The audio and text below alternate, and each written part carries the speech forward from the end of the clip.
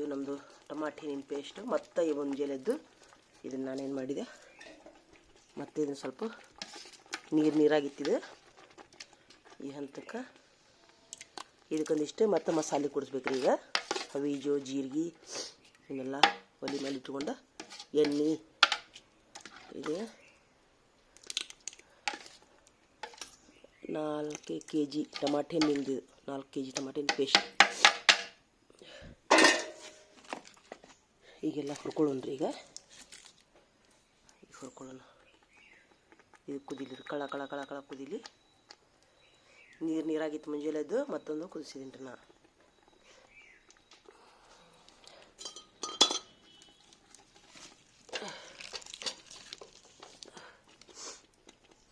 ಈಗ ನೋಡ್ರಿ, ಇದು ಹವೀಜ್ ರೀ. ಇದು ಈಗ ಹವೀಜ್ ಹಾಕ್ತೀನಿ ರೀ ನಾನು ಇದ್ರೊಳಗೆ. ಇಷ್ಟು ಹವೀಜ್ ಹಾಕ್ತೀನಿ.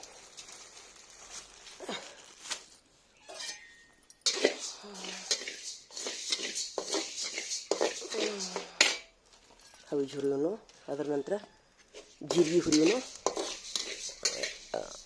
ನೋಡಿದೆ ಕೊರಿಯಾಂಡರ್ ಹುರಿಯೋನು, ಹುರಿದು ಇದ್ರೊಳಗೆ ಹಾಕ್ಬೇಕ್ರಿ. ನೋಡ್ರಿ ಇದು ಆತೀಗ. ಈಗ ಜೀರಿಗೆ ಹಾಕೊಂಡು, ಜೀರಿಗೆ ಹಾಕೊಂಡು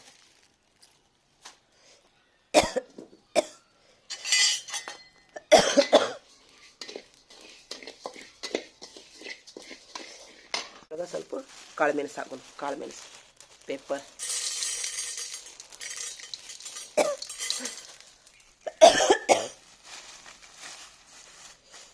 ಏನ್ರಿ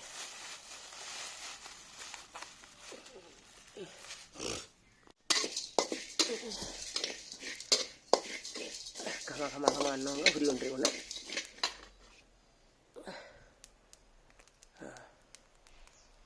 ಹಿಂಗೆ ಆಗ್ಬೇಕ್ರಿ. ಇದು ಹುರಿದದ್ದು ಚೆಕ್ ಮಾಡ್ಬೇಕು, ಹಿಂಗೆ ತಿಕ್ಕಿ ಅಂದ್ರೆ ಹುರಿದೈತೆ ಅಂತ ತಿಳ್ಕೊಳ್ಳೋದು. ಅದೇ ಆಗೈತಿ.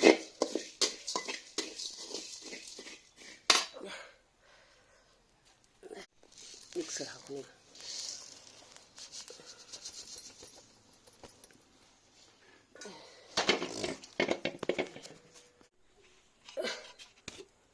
ಮಿಕ್ಸರ್ ಹಾಕೊಂಡ್ರಿ. ಇದು ಮಿಕ್ಸರ್ ಹಾಕೊಂಡು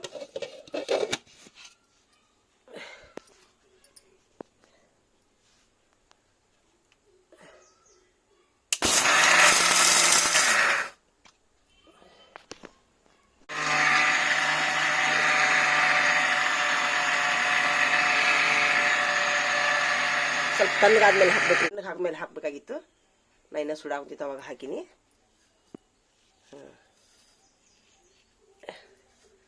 ತಣ್ಣಗೆ ಹಾಕಿದ್ರೆ ಹಾಕಬೇಕಾಗಿತ್ತು ರೀ ಇದು. ನೋಡ್ರಿ ಇಷ್ಟು ಭಾಳ ಹಾಕೋದಿಲ್ರಿ, ಸ್ವಲ್ಪ.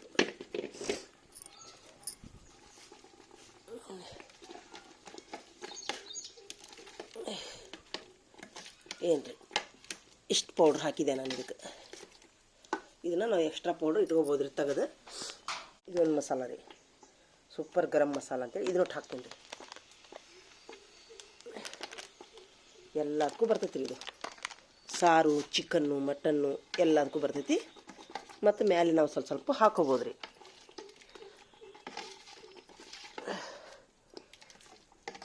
ಏನು ರೀ, ಆಮೇಲೆ ಇನ್ನೊಂದು ಸ್ವಲ್ಪ ನಾ ಖಾರ ಹಾಕ್ತೀನಿ ರೀ.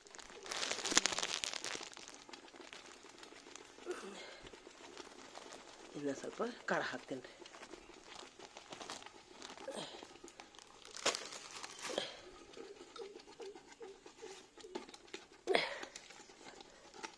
ನೋಡಿರಿ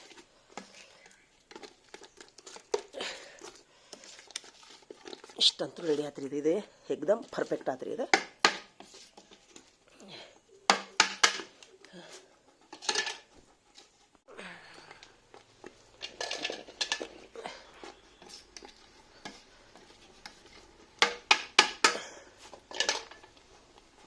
ಇದಕ್ಕೆ ಒಂದು ಎಣ್ಣೆ ಹಾಕ್ತೀನಿ ರೀ, ಆಯಿಲ್. ನೋಡಿ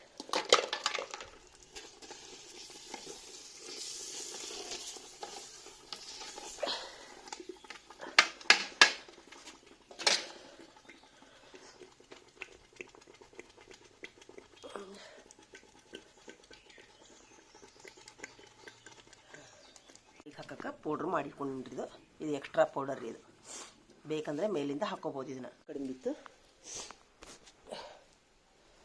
ಉಪ್ಪು ಹಾಕೋಣ. ಎಲ್ಲ ಹಾಕಿಸಿ ಉಪ್ಪು ಹಾಕ್ತೀನಿ. ಕಡಿಮೆ ಆಗಿದೆ.